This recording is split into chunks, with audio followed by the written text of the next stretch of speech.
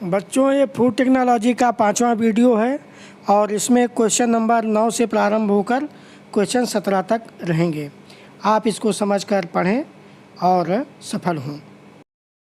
बच्चों, ये 9वां प्रश्न आपका जाना पहचाना है, आप इसको हो सकता है जानते भी हो सब चीज़।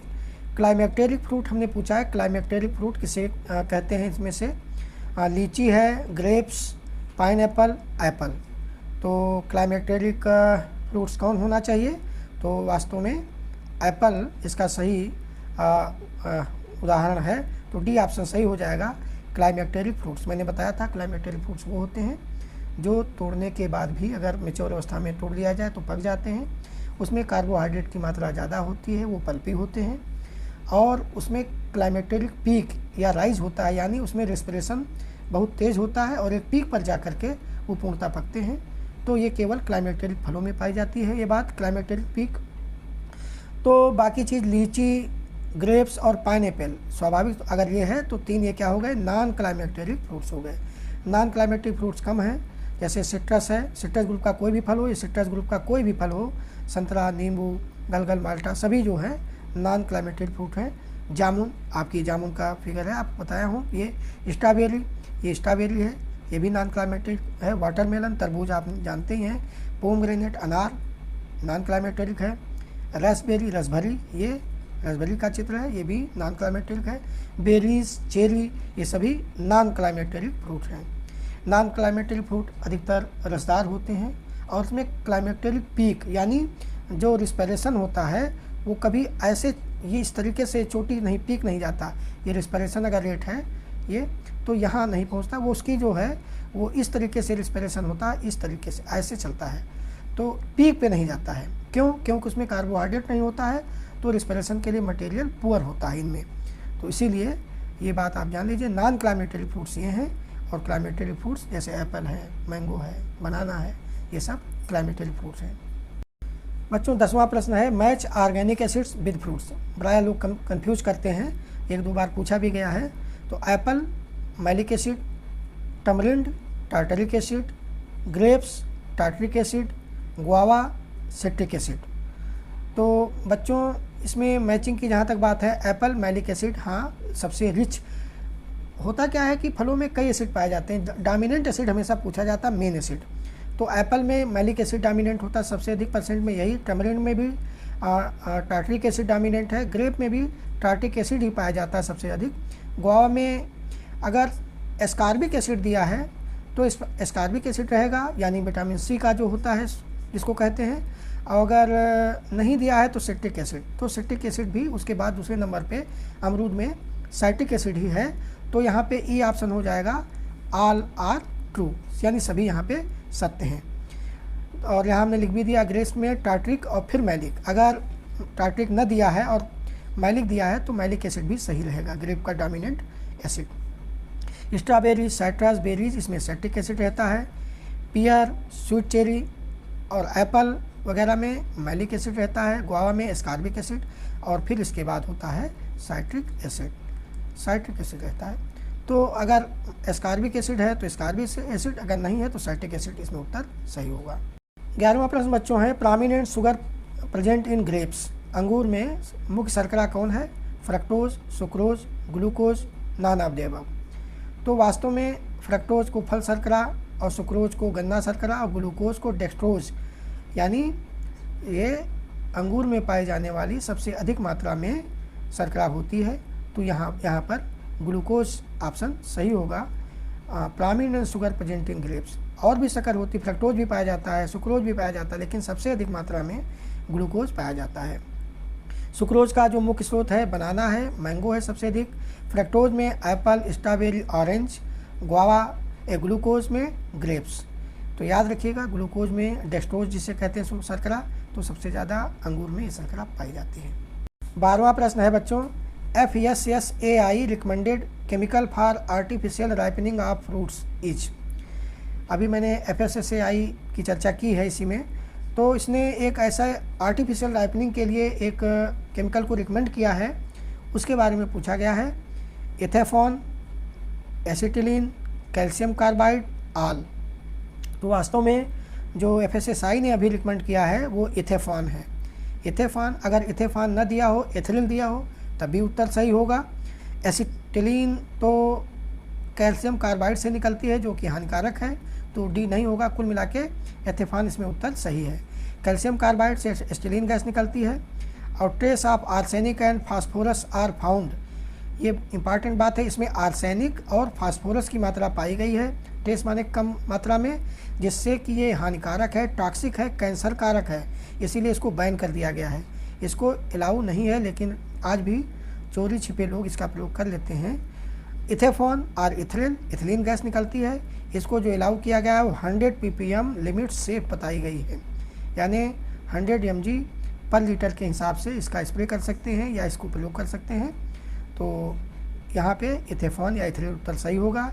ये कैल्शियम कार्बाइड आज भी मार्केट में इस रूप में मिलता है। इथिलीन ये सही होगा, इथिलीन ये लिखा हुआ है, अगर इथेफॉन लिखा है तब भी उत्तर सही होगा। तो बच्चों, इसमें FSSAI ने अभी हाल में इथेफॉन को आर्टिफिशियल राइपनिंग के लिए रिकमेंड किया है।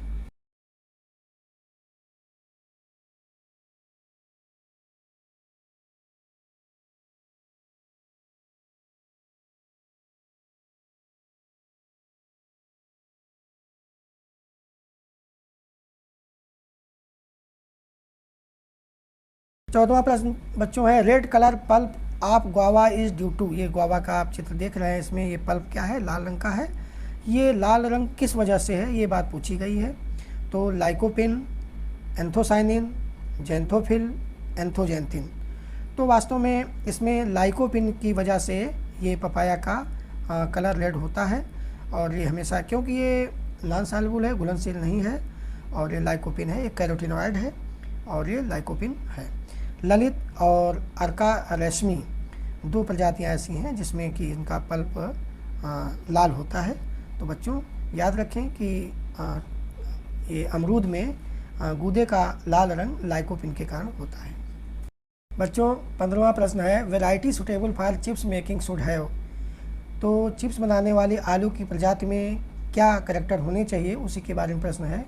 तो पहला ए ऑप्शन है हाई ड्राई मैटर, क्या शुष्क पदार्थ की मात्रा ज़्यादा होनी चाहिए। ओब्लांग लार्ज शेप, अंडाकार और बड़े आकार का आलू होना चाहिए। लो रिड्यूसिंग शुगर, क्या रिड्यूसिंग शुगर की मात्रा कम होनी चाहिए। डी आल। तो वास्तव में यहाँ उत्तर हो जाएगा डी आल, आल सभी हैं, यानी जो चिप्स मेकिंग है उसमें ड्राई मैटर की मात्रा ज़्यादा होनी चाहिए, रिड्यूसिंग शुगर कम होनी चाहिए, और वो अंडाकार, ओब्लांग और बड़े आकार का आलू होना चाहिए। कुछ यहाँ और करैक्टर दिए गए हैं। हाई ड्राई मैटर में हम बता चुके हैं रिकवरी ज़्यादा होती है, अगर हम ड्राई मैटर ज़्यादा होगा तो उसकी फ्राई करने पे वो ज़्यादा मात्रा में भार उसको ज़्यादा मिलेगा हमको। और ये जो उसका पैमाना माना गया है कि मोर देन 21% ड्राई मैटर होना चाहिए। दूसरा है लो रिड्यूसिंग शुगर, इससे क्या होता है, लाइट एंड कलर, हल्का होता है चिप्स और वो चमकदार होती है और उसका रंग हल्का होता है।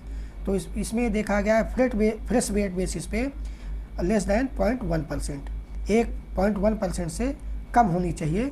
कौन चीज़, रिड्यूसिंग शुगर, ये चीज़ कम होनी चाहिए। और लो ग्लाइको एल्कलॉइड्स की मात्रा लो होनी चाहिए।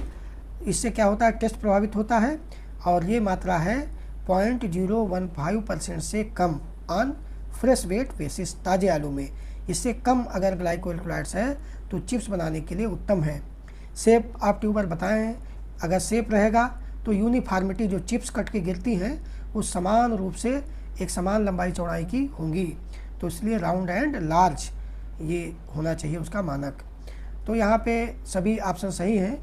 ये जो है कुफरी हिमसोना की का चित्र है, आलू हैं, ये ट्यूबर दिखाए गए हैं, कुफरी हिमसोना, कुछ इस तरीके से ओब्लांग शेप होना चाहिए इसका। तो कुफरी चिप्सोना 1, कुफरी चिप्सोना 2, कुफरी चिप्सोना 3, कुफरी चिप्सोना 4, ये चिप्स बनाने के लिए उत्तम प्रजातियां हैं। कुफरी फ्राई सोना, ये इसे फ्रेंच फ्राई बनाने के लिए उत्तम है। कुफरी हिमसोना ये चिप्स बनाने के लिए उत्तम है।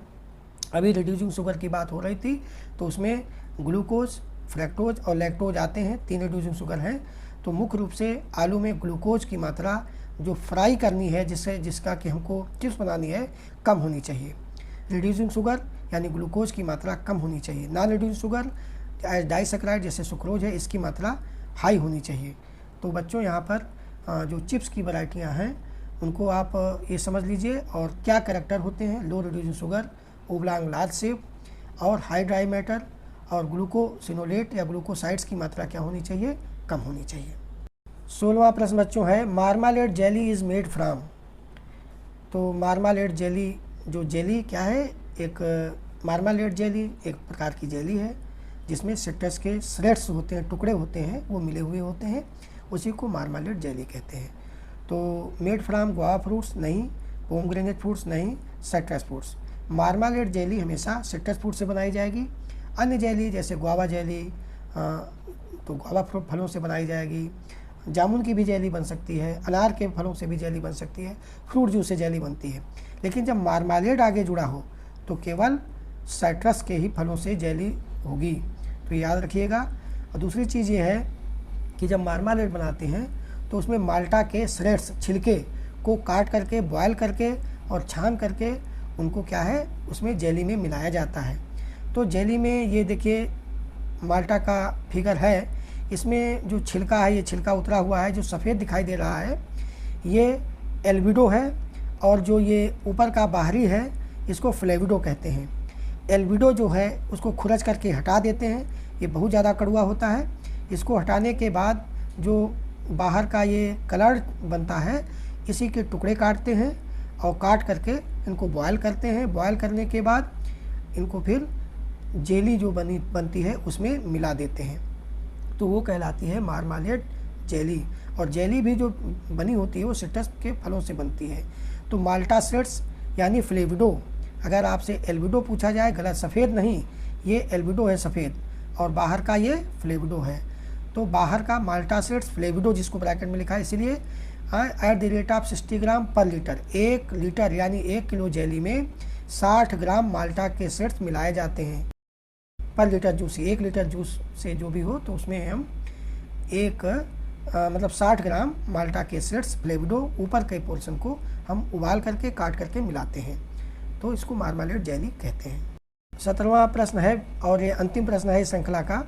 It is a sparkling clear sweetened fruit juice from which pulp and other insoluble substances have been completely removed, what is it. ये एक परिभाषा दी गई है किसी प्रोडक्ट की, और उसके बारे में पूछा गया है किसके बारे में कहा जा रहा है। It is a sparkling clear, sparkling माने चरपराहट, जो गले में जाए तो चीरता हुआ जाए, जैसे वाइन जाती है। स्वीटेंड, मीठा है, फ्रूट जूस है। From which pulp and other insoluble substance, उसमें से गूदा और अन्य अघुलनशील पदार्थों को हैव बीन कम्प्लीटली रिमूव, पूरी तरीके से निकाल लिया गया है। व्हाट इज़ इट, ये क्या है। यानी एक ऐसा फ्रूट जूस है जिससे पल्प और इनसॉल्युबल सब्सटेंस निकाल लिए गए, वो मीठा है, और है क्या, उसको जब हम उसको पीते हैं तो गले में चरपराहट होती है, जैसे कि कोको कोला, लिम्का पीते हैं तो गले में हल्की सी चरपराहट होती है। तो ये क्या है, तो इसी के बारे में चर्चा की गई है कि ये साइडर है, कि नीला है, कि फेनी है, कि कार्डियल है। तो बच्चों ये कार्डियल है, ये कार्डियल है, कार्डियल, ये कार्डियल की परिभाषा दी गई है। It is a sparkling clear sweetened fruit juice from which pulp and other insoluble substances have been completely removed, what is it, it is cordial. Cider क्या है, अभी इस पे आगे बता चुके थे कि high tannin containing Apple fermented product, जब एल्कोहलिक फर्मेंटेड होता है एप्पल के फल का तो उससे साइडर बनता है, ये फर्मेंटेड है। और ये कार्डियल नॉन फर्मेंटेड है। नीरा फर्मेंटेड पाम ट्री जूस, जो पाम होता है, ताड़ के वृक्ष होता है, उसके जो रस होता है वो फर्मेंटेड होता है, उसको नीरा कहते हैं। Feni cashew apple, cashew apple fermented wine, जब कैस्यू एप्पल जो होता है ऊपर ये कैस्यू एप्पल लगा रहता है, नीचे जो है ये कैस्यू रहता है। तो इस कैस्यू एप्पल से क्या होती है, लाल रंग का होता है, इससे इसी को कैस्यू एप्पल कहते हैं। इससे जो है फर्मेंट करके वाइन बनाई जाती है, उसको फेनी कहते हैं। फेनी एप्पल कैस्यू एप्पल से बनाई जाती है।